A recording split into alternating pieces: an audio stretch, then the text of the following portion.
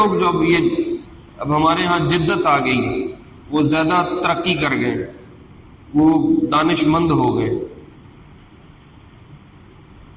وہ کہتے ہیں کہ یہ مولوی شولوی کی ضرورت نہیں ہے، علماء کی کوئی ضرورت نہیں، وہ خود قرآن حدیث پڑھو، جو سمجھ میں آئے اس پہ عمل کرو۔ تو آپ خود انصاف سے بتاؤ، جس آدمی کو قرآن کا پورا ترجمہ بھی صحیح نہیں آتا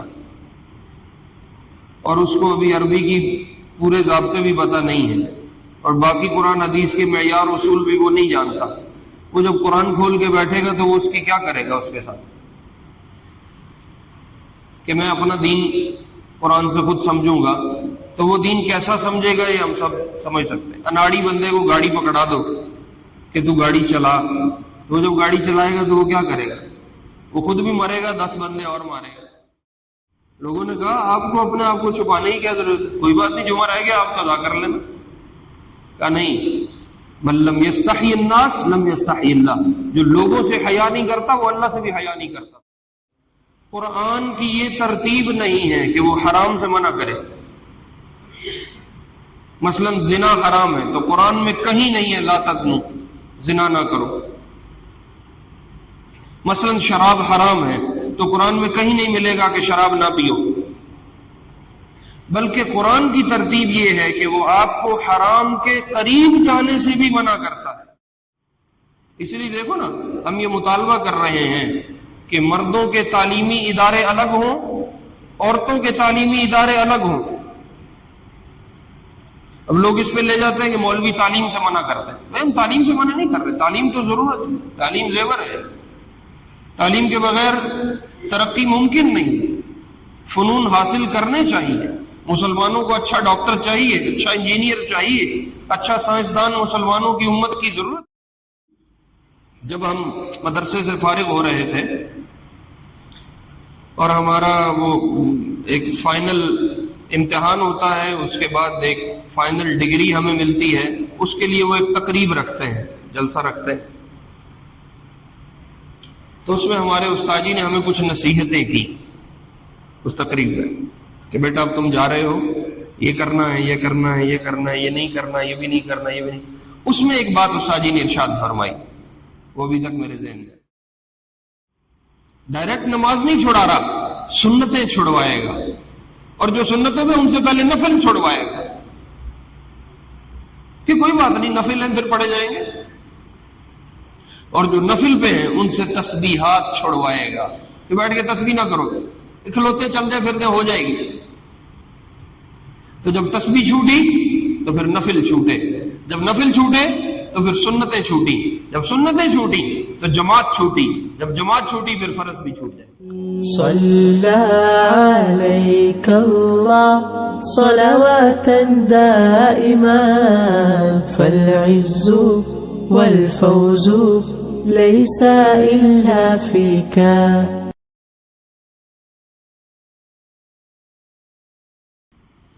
گزشتہ جمعے پہ نعمان بن بشیر رضی اللہ عنہ کی ایک روایت کو شروع کیا تھا، اس کے ابتدا میں تو حلال اور حرام کے بارے میں حضور علیہ السلام نے ارشاد فرمایا اور ترغیب دی کہ حلال کو اختیار کیا جائے، جو بالکل کلیئر باتیں ہیں، جو واضح ہیں، ان کو اختیار کرنا ہے، اور حرام سے بچنا ہے، جن کا حرام ہونا واضح ہے ان سے بچنا ہے۔ تو آپ علیہ السلام نے اس حدیث میں مزید آگے ارشاد فرمایا وَبَيْنَهُمَا أُمُورٌ مُشْتَبِهَاتٌ، کچھ چیزیں ایسی ہیں جن کا حلال اور حرام ہونا معلوم نہیں ہے، پورے یقین سے یہ بھی نہیں کہا جا سکتا کہ یہ چیز حلال ہے، اور یقین سے آپ یہ بھی نہیں کہہ سکتے یہ حرام ہے۔ کوئی ایک نئی چیز سامنے آ گئی جس کا پچھلے زمانے میں کوئی وجود نہیں تھا، حضور علیہ السلام کے زمانے میں جو چیزیں تھیں حرام وہ بھی آپ بتا گئے، جو چیزیں تھیں حلال وہ بھی آپ بتا گئے۔ اب کوئی ایک نئی چیز آ گئی جس کا حضور علیہ السلام کے زمانے میں وجود نہیں تھا، تب اس کے بارے میں کیا حکم لگے گا، یہ حلال شمار ہوگی، حرام شمار ہوگی، اس کو کرنا ہے، اس کو چھوڑنا ہے۔ تو بہت ساری چیزیں ایسی زندگی میں آتی ہیں جن کے بارے میں یقین سے یہ ماننا مشکل ہے کہ یہ حلال ہے، اور یقین سے یہ کہنا بھی مشکل ہے کہ یہ حرام ہے۔ تو آپ نے فرمایا لا يعلمهن كثير من الناس، لوگوں میں سے اکثریت ایسی چیزوں کو نہیں سمجھ سکتی، نہیں جانتی کہ ان کا کیا کیا جائے، ان کو کس حساب کتاب میں ڈالا جائے۔ تو جو آپ کے یہ الفاظ ہیں، لوگوں میں سے اکثریت ان مشتبہات کو، ان متشابہ چیزوں کو نہیں جانتی، یہ الفاظ بتا رہے ہیں کہ اکثریت تو نہیں جانتی، لیکن امت میں کچھ افراد ایسے ہوں گے جو اس حکم کو بھی جانتے ہوں گے، اور وہ امت کے علماء ہیں، فقہا ہیں، جن کے پاس واقعی قرآن حدیث کا صحیح علم موجود ہے۔ اکثریت امت نہیں جانتی، لیکن امت میں ایسے افراد ضرور ہوں گے جو ان مشتبہات کا، متشابہ چیزوں کا حکم بھی جانتے ہیں۔ یہ وہ لوگ ہیں جن کی قرآن حدیث پہ پوری نظر ہے، شریعت کے اصول، شریعت کے ضابطے، شریعت کے مقاصد، قرآن و سنت کے طے کیے ہوئے معیار، یہ ان کی نظر میں ہے۔ وہ ان پہ پرکھ کے جانتے ہیں کہ یہ چیز حلال میں داخل کرنی ہے یا حرام میں داخل کرنی ہے۔ تو عامی آدمی جو ہے اس کے لیے تو متشابہ ہو سکتی ہے یہ چیز، لیکن علماء اور فقہا جو واقعی علم میں رسوخ رکھتے ہیں اور انہوں نے صحیح علم پڑھ رکھا ہے، ان کے لیے یہ فیصلہ کرنا مشکل نہیں ہوگا کہ یہ حلال میں شامل ہے یا حرام میں شامل ہے۔ تو گویا آپ یہ فرما رہے ہیں کہ جو اکثریت میری امت کی کسی متشابہ چیز کا حکم نہیں جانتی، وہ جو جانتے ہیں ان سے پوچھ لیں، اور ان سے پوچھنے کے بعد جب یہ اس نتیجے پہ پہنچ جائے کہ یہ چیز حلال ہے یا حرام ہے، پھر اس کے مطابق اس کے ساتھ معاملہ کیا جائے۔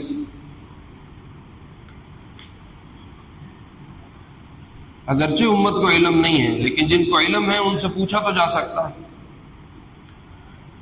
اب مجھے بتاؤ کہ احکام نکالنے کے لیے قرآن کا علم بھی چاہیے، حدیث کا علم بھی چاہیے، اور پوری گہری نظر چاہیے،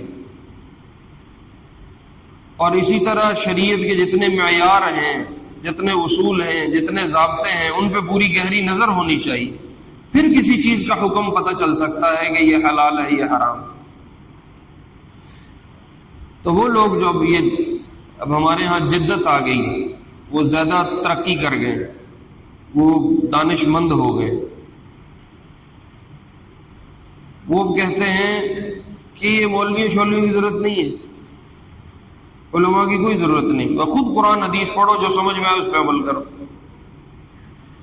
تو آپ خود انصاف سے بتاؤ، جس آدمی کو قرآن کا پورا ترجمہ بھی صحیح نہیں آتا، اور اس کو ابھی عربی کی پورے ضابطے بھی پتہ نہیں ہیں، اور باقی قرآن حدیث کے معیار اصول بھی وہ نہیں جانتا، وہ جب قرآن کھول کے بیٹھے گا تو وہ اس کی کیا کرے گا اس کے ساتھ؟ کہ میں اپنا دین قرآن سے خود سمجھوں گا، تو وہ دین کیسا سمجھے گا یہ ہم سب سمجھ سکتے ہیں۔ اناڑی بندے کو گاڑی پکڑا دو کہ تو گاڑی چلا، تو جب گاڑی چلائے گا تو وہ کیا کرے گا؟ وہ خود بھی مرے گا، 10 بندے اور مارے گا۔ تو اس لیے مسائل سمجھنے کو اور احکام جاننے کو اور حلال حرام کے معاملات طے کرنے کو پہلے ضروری ہے کہ قرآن حدیث پہ، سنت پہ، شریعت پہ، اس کے مقاصد پہ، اس کے محکمات پہ، اس کے اصول ضابطوں پہ پوری نگاہ ہو، نظر ہو، پھر آپ کسی چیز کو کہیں گے یہ حلال ہے، یہ حرام ہے، یہ کرنے ہیں، یہ نہیں کرنے ہیں۔ ورنہ وہ آدمی جو سارا دن ہل چلایا، سارا دن دکان پہ سودا بیچا، تھکا ہارا گھر آیا، نہا دھو کے وضو کر کے قرآن لے کے بیٹھا ہے، اب کہتا ہے میں خود قرآن پڑھوں گا اور اس سے دین نکالوں گا، تو وہ کیسا دین نکالے گا؟ اور ایک اپنا لے کے بیٹھ گیا، دوسرا اپنا لے کے بیٹھ گیا، تیسرا اپنا لے کے بیٹھ گیا، ہر ایک اپنا دین نکالنا شروع کر دے تو وہ دین کا کیا حال کریں؟ ابھی تو مولویوں نے مان لو چلو اختلاف سے 10 شریعتیں رکھی ہیں، اگر یوں سب کے ہاتھ میں پکڑا دو کہ اپنی اپنی شریعت خود دیکھو تو پھر تو کروڑوں شریعتیں نکل آئیں گی۔ تو اس لیے آپ نے فرمایا امت کا اکثر حصہ ان متشابہ چیزوں کا حکم نہیں جانتا۔ مراد یہ تھی کہ جو لوگ امت میں سے جانتے ہیں، یہ نہ جاننے والے ان سے جا کے پوچھ لیں تو حکم پتہ چل جائے گا۔ اب اگر انہوں نے بتا دیا یہ حلال ہے تو استعمال کرو، اگر انہوں نے کہا سارے ضابطے دیکھتے ہوئے کہ یہ حرام ہے تو پھر اس کو چھوڑ دو۔ یہ لا يعلمهن كثير من الناس، کو اکثر لوگ نہیں جانتے۔ تو آپ نے فرمایا فمن اتقى الشبہات، جو ان متشابہ چیزوں سے بچے گا۔ متشابہ چیزیں میں نے آپ کو بتائی ہیں جن کا حلال حرام ہونا بھی صحیح طرح معلوم نہیں امت کو، تو کہا جو ان متشابہ چیزوں سے اپنے آپ کو بچا کے رکھے گا، فقد استبرأ لدینہ وعرضہ، وہ اپنا دین بھی بچا لے گا اور اپنی عزت بھی بچا لے گا۔ دین کیسے بچایا کہ اگر خدا نہ خواستہ حرام کر دیتا اور حرام میں پڑ جاتا تو دین کا نقصان ہو گیا، دین کا نقصان ہو گیا۔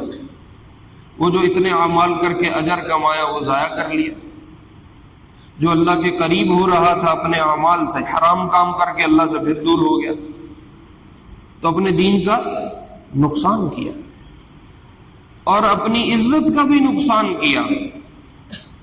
اچھا، عزت کا نقصان کیسے ہوا؟ کہ جو آدمی حرام کام میں پڑ جاتا ہے لوگوں میں اس کی عزت خراب ہو جاتی ہے۔ جو لوگ نگاہ رکھ کے بیٹھے ہیں وہ پھر اس کی اچھی تعریف نہیں کرتے، وہ پھر کہتے ہیں مولوی صاحب یہ معاملات ٹھیک نہیں، یہ حلال حرام کٹھا کری جاتا ہے۔ تو اپنا دین بھی بچانا ہے، اپنی عزت بھی بچانی ہے۔ یوں کہہ لو شریعت کہہ رہی ہے، یہ اللہ کے محبوب علیہ السلام فرما رہے ہیں، دین کی حفاظت بھی مطلوب ہے اور اپنی عزت کو بھی بچا کے رکھنا مطلوب ہے۔ لہذا ایسے کاموں میں مت پڑو جس سے دین خراب ہو، اور ایسے کاموں میں بھی مت پڑو جس سے اپنی عزت خراب ہو۔ تو عزت اپنی بچانی چاہیے۔ ایک روایت میں آپ نے فرمایا ذبوا اعراضکم باموالکم، ذبوا عن اعراضکم باموالکم، اپنی عزتوں کو اپنے مالوں کے ذریعے بچا کے رکھا کرو۔ انہوں نے کہا رسول اللہ عزتوں کو مال سے کیسے بچایا جا سکتا ہے؟ آپ نے فرمایا یعطى الشعراء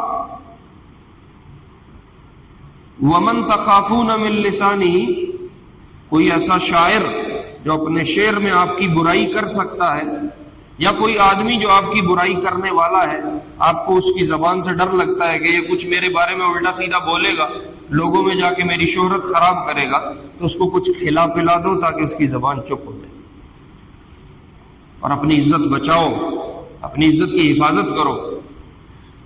تو معلوم ہوا دین بھی بچانے کی چیز ہے اور عزت بھی بچانے کی چیز ہے۔ دین کی حفاظت، اس کا اہتمام، اس میں احتیاط، یہ بھی امر مطلوب ہے، اور اپنی عزت کی حفاظت اور اپنی عزت کو بچا کے رکھنا اور اس کا خیال کرنا یہ بھی امر مطلوب ہے۔ اس لیے اب یہ کہنا مجھے لوگوں کی کوئی پرواہ نہیں ہے، مولوی صاحب چھوڑو لوگوں کو، لوگ تو کہتے رہتے ہیں، نہیں، جہاں لوگ آپ کی عزت پہ حرف اٹھائیں گے اس کو آپ چھوڑ دیں، اس سے آپ باز آ جائیں، چاہے وہ کام حلال ہے آپ اس سے پیچھے ہو جائیں۔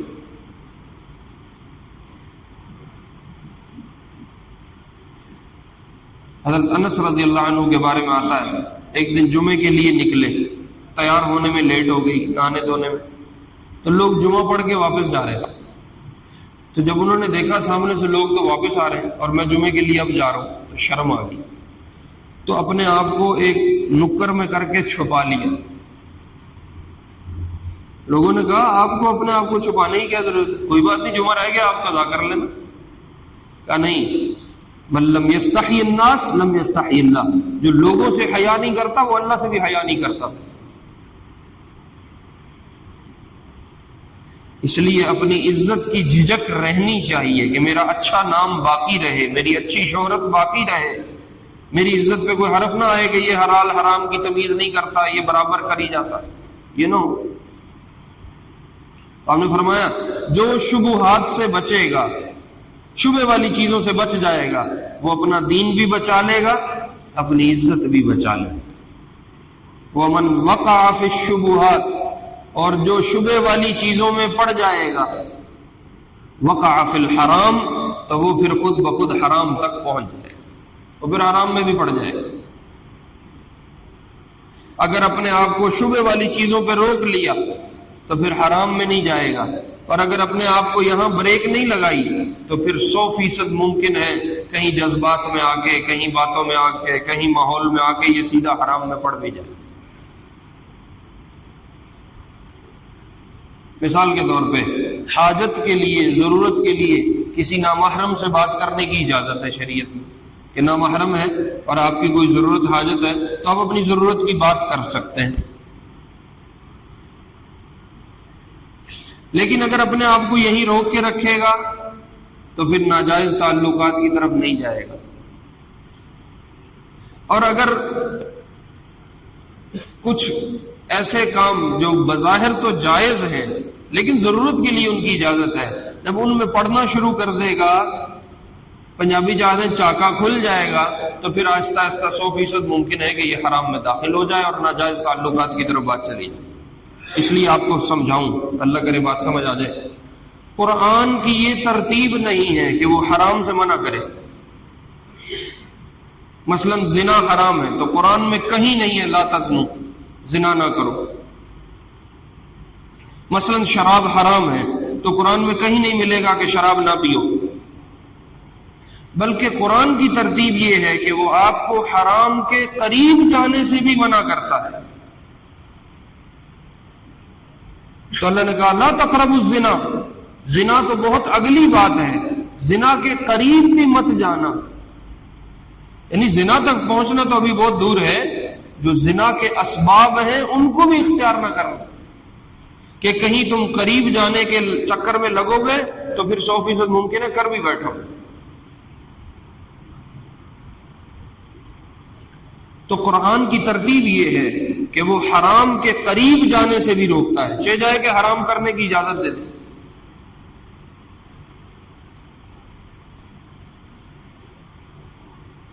ہمارے ہاں کچھ دانشور ہیں، وہ کہتے ہیں چونکہ قرآن میں ڈائریکٹ اللہ نے حرام نہیں کہا تو بس یہ حلال ہے۔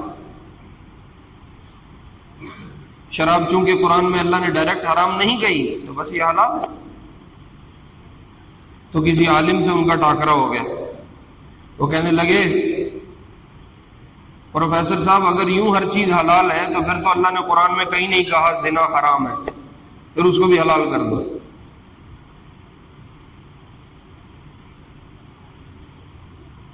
تو قرآن کبھی بھی حرام کو یہ نہیں بتاتا کہ یہ نہیں کرنا اور یہ حرام ہے، قرآن کہتا ہے حرام کے قریب تک نہیں جانا۔ اس لیے دیکھو نا، ہم یہ مطالبہ کر رہے ہیں کہ مردوں کے تعلیمی ادارے الگ ہوں، عورتوں کے تعلیمی ادارے الگ ہوں۔ اب لوگ اس پہ لے جاتے ہیں کہ مولوی تعلیم سے منع کرتے ہیں، ہم تعلیم سے منع نہیں کر رہے، تعلیم تو ضرورت ہے، تعلیم زیور ہے، تعلیم کے بغیر ترقی ممکن نہیں، فنون حاصل کرنے چاہیے۔ مسلمانوں کو اچھا ڈاکٹر چاہیے، اچھا انجینئر چاہیے، اچھا سائنسدان مسلمانوں کی امت کی ضرورت ہے، اس سے انکار نہیں ہے۔ لیکن ہم یہ کہہ رہے ہیں کہ مردوں کے تعلیمی ادارے الگ بناؤ جہاں عورتوں کا کوئی عمل دخل نہ ہو، عورتوں کے تعلیمی ادارے الگ بناؤ جہاں مردوں کا کوئی عمل دخل نہ ہو۔ ہسپتال ہیں مردوں کے الگ ہوں، عورتوں کے الگ ہوں، جہاں مریض بھی عورتیں ہیں، ڈاکٹر بھی عورتیں ہیں، نرسز بھی عورتیں ہیں، ان کا معاملہ الگ ہو۔ جہاں مریض مرد ہیں وہاں ڈاکٹر بھی مرد ہوں، وہاں نرسز بھی مرد ہوں، ان کا الگ ہو۔ کیوں؟ کہ قرآن کہتا ہے قریب نہیں جاؤ، جب قریب جاؤ گے تو پھر ممکن ہے اندر گھس جاؤ گے۔ من وقع فی الشبہات، شبہ والی چیزوں سے دور رہو کہ جب تم شبوں میں پڑو گے تو پھر حرام میں جانا کوئی دور نہیں ہے۔ نتیجہ کیا ہے؟ اب تعلیمی ادارے مخلوط ہیں، ہسپتال مخلوط ہیں، اور جتنے محکمے مخلوط ہیں، اب تو ہر چیز میں انہوں نے عورتیں داخل کر دی ہیں، وہاں اب کیا حالات ہیں آپ سب جانتے ہو۔ ایسے ایسے قصے کہانیاں ہیں کہ شرم سے سر جھک جاتا ہے۔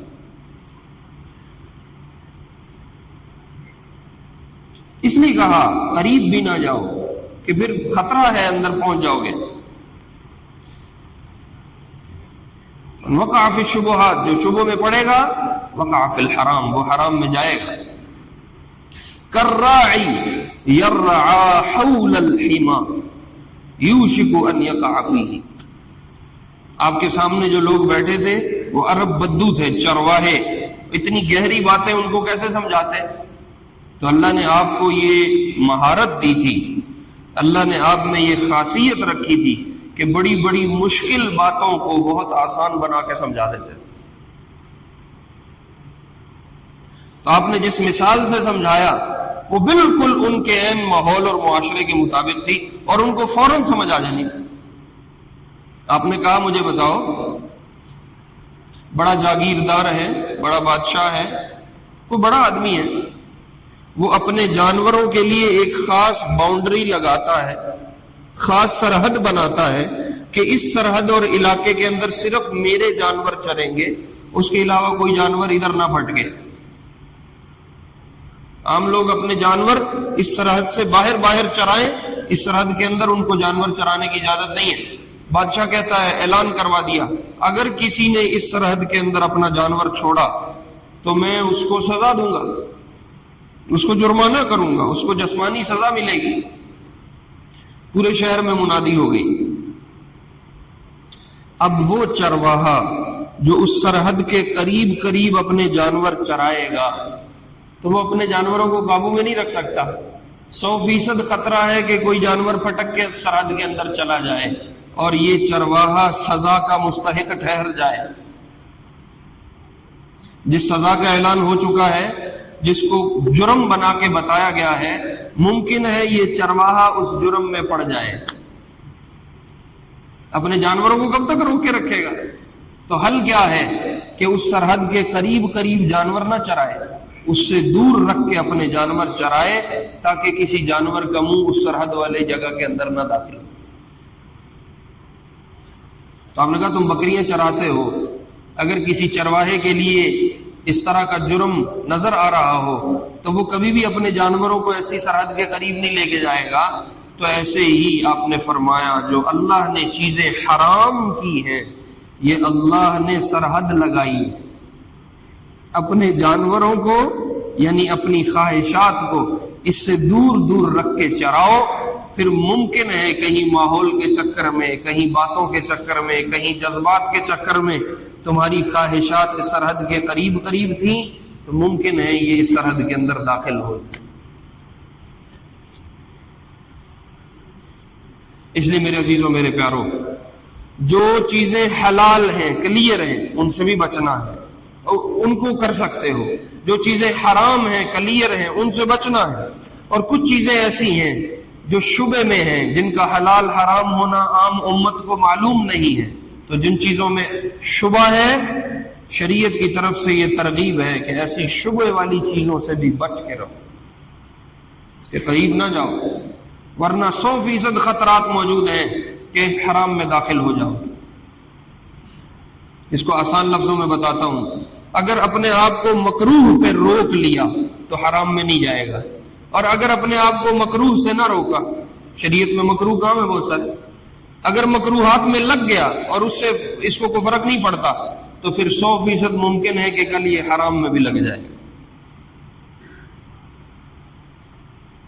شیطان جو ہے نا، شیطان وہ ڈائریکٹ حرام نہیں کرواتا، وہ پہلے جھجک اتارتا ہے۔ شیطان بڑا اسپیشلسٹ ہے اپنے کام میں، وہ ڈائریکٹ حرام نہیں کروائے گا کبھی بھی۔ ایسے تھوڑی ہے کہ ایک مولوی صاحب ہیں، ایک مفتی صاحب ہیں، ایک حاجی صاحب ہیں، داڑھی پگڑی والے ہیں، باشرہ ہیں، 5 وقت کے نمازی ہیں، دین دنیا کا خیال کرنے والے ہیں، حلال حرام کی تمیز کرنے والے ہیں، تو شیطان ایک دم سے ان کو کسی شراب خانے میں لے جائے اور کہے شراب پیو، ایسے نہیں ہوتا۔ شیطان پکڑ کے کسی رقص خانے میں لے جائے کہ چلو ناچنا شروع کر دو، ایسے نہیں ہوتا۔ شیطان اچانک آئے اور کہے کپڑے اتارو اور زنا کرو اور کوئی مسئلہ نہیں ہے، کوئی شریعت نہیں ہے، کوئی اللہ رسول نہیں، اور وہ کرنا شروع کر دے، ایسے نہیں ہوتا۔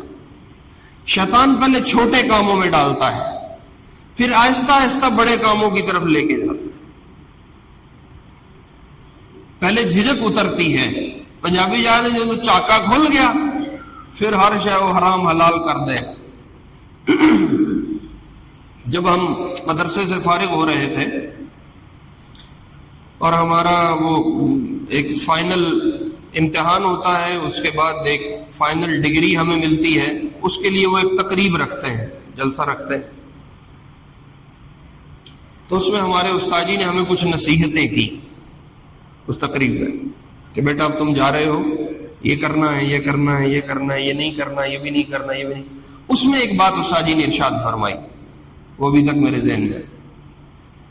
فرمانے لگے بیٹا ڈائریکٹ شیطان تم سے زنا نہیں کروائے، ڈائریکٹ شیطان تمہیں شراب خانوں پہ نہیں لے کے جائے گا، وہ پہلے تمہاری ٹخنوں سے شلوار نیچے کروائے گا اور کہے گا کوئی بات نہیں، اس میں کیا ہوتا ہے۔ پھر وہ تمہارے سر سے ٹوپی غائب کروائے گا کہ ٹوپی رکھنا کون سا کو فرض واجب ہے۔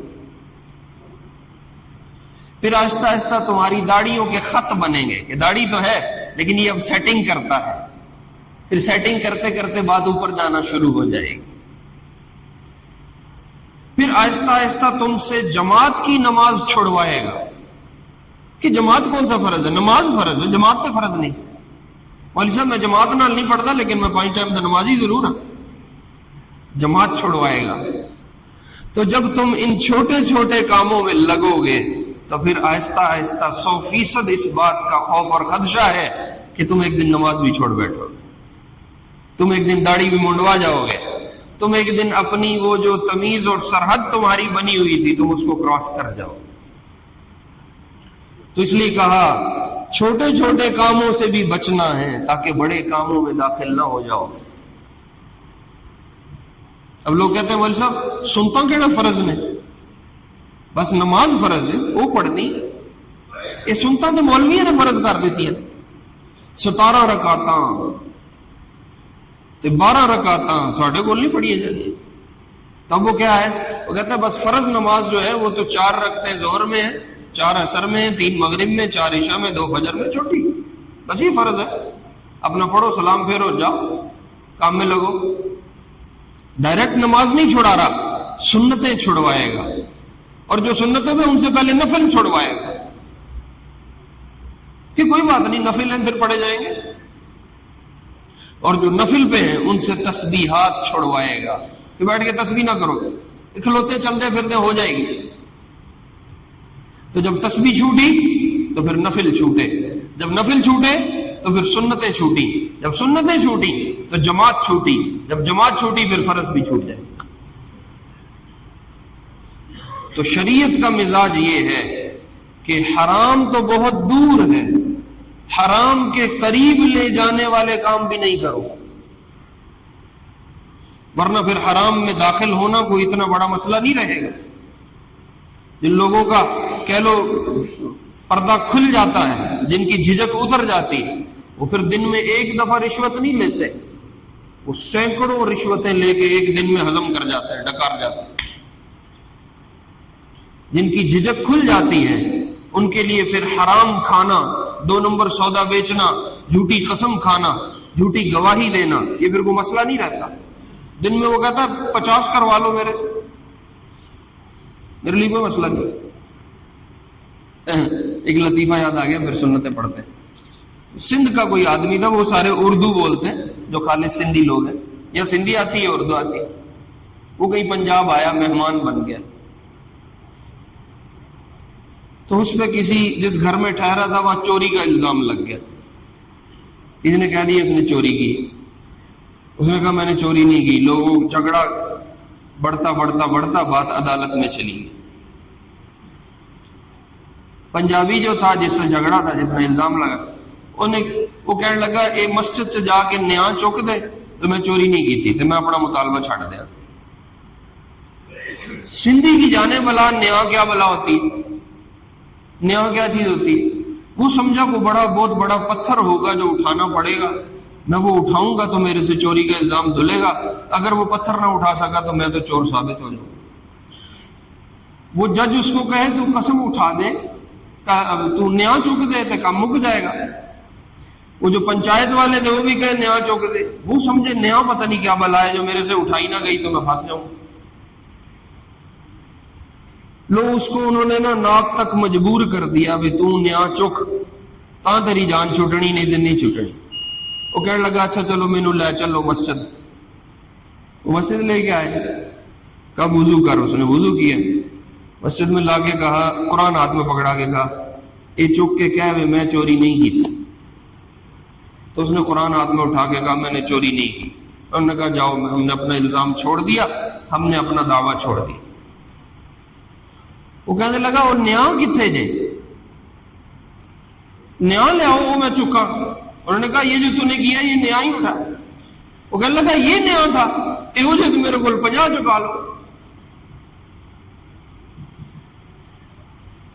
تو جب آدمی ایک دفعہ حرام میں پڑ گیا تو وہ کہتا ہے اچھا بس اتنا سا کام تھا تو یہ تو میں جتنی دفعہ مرضی کر لوں، اس سے کیا ہوتا ہے۔ جب جھجک کھل جاتی ہے پھر حرام مسئلہ نہیں رہتا۔ اس لیے شریعت کہتی ہے حرام ابھی بہت دور ہے، حرام کے قریب بھی نہ جاؤ کہ پھر تم اندر داخل ہو جاؤ گے اور تمہیں خبر تک نہیں ہے۔ اللہ رب العزت ہمیں اپنا دین سمجھ کے عمل کرنے کی توفیق نصیب فرمائے۔ سنت ہے۔